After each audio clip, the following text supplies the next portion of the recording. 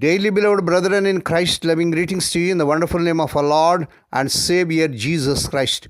Today, January 14th, 2026, Wednesday, Holy Trinity Church Ministries presents Daily Manna. Today's subject, not holding grudges. Not holding grudges. Now let us open our Bibles and read a verse from Leviticus 19, chapter 18th verse. Do not seek revenge or bear a grudge against anyone among your people, but love your neighbor as yourself. I am the Lord. May God add His blessings through the reading of His precious word. Dear children of God, saints of God, during a promotional event in 2011, two 73-year-old former Canadian football league players got into a first fight on stage. They had a beef, a grudge feud dating back to a controversial championship football game in 1963. After one man knocked the other off the stage, the crowd called out to him to let it go. They were telling him to squash the beef. The Bible contains many examples of people beefing. Cain held a grudge against his brother Abel because God accepted Abel's offering over his Genesis 4, chapter 4 and 5 verses. This grudge was so severe that it eventually led to murder as Cain attacked his brother and killed him. Verse 8. Esau held a grudge against Jacob because Jacob stole the birthright that was rightfully. Genesis 27, chapter 41 verse.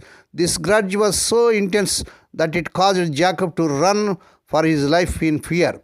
Not only does the Bible give us several examples of people who held grudges, but it also instructs us on how to squash the beef, how to seek forgiveness and reconciliation. God calls us to love others, according to Leviticus 19, chapter 18th verse. Pray for and forgive those who insult and injure, according to Matthew 5th chapter 43 to 47 verses. Live peaceably with all people, live reverence to God, and overcome evil with good, according to Romans 12 chapter 18 to 21 verses. By His power may we smash the beef today. Why is it vital for us to not hold grudges? How will you work to restore a broken or damaged relationship this week, dear child of God? May God bless these few words. Now let us pray, dear Heavenly Father, Holy Father. We thank Thee and praise Thee for this wonderful morning that was given to us to come to Thee and to meditate upon Thy word. Bless those who are listening daily and regularly. Bless those who are sharing Thy word to their friends and beloved ones. Lord Jesus, thank You that we can forgive others because God, You have forgiven us. Lord, we pray for those who are celebrating their wedding anniversaries and birthdays today. Lord, bless them and crown the Lord with the area of mercy, grace, and gladness. Perform a new thing in their life. Fulfill their heart's desires. Lord, we pray for the sick and suffering. Lord, touch them, heal them.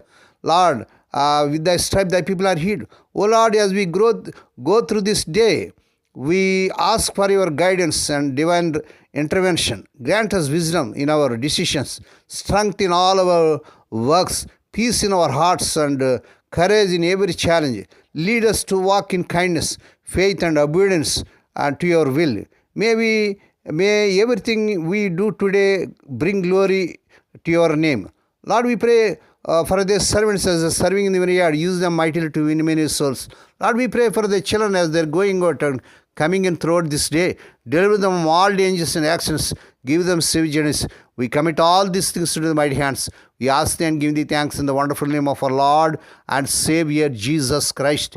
Amen. The Lord bless you and keep you. The Lord make His face to shine upon you and be gracious to you. The Lord lift up His countenance upon you and give you peace. Amen.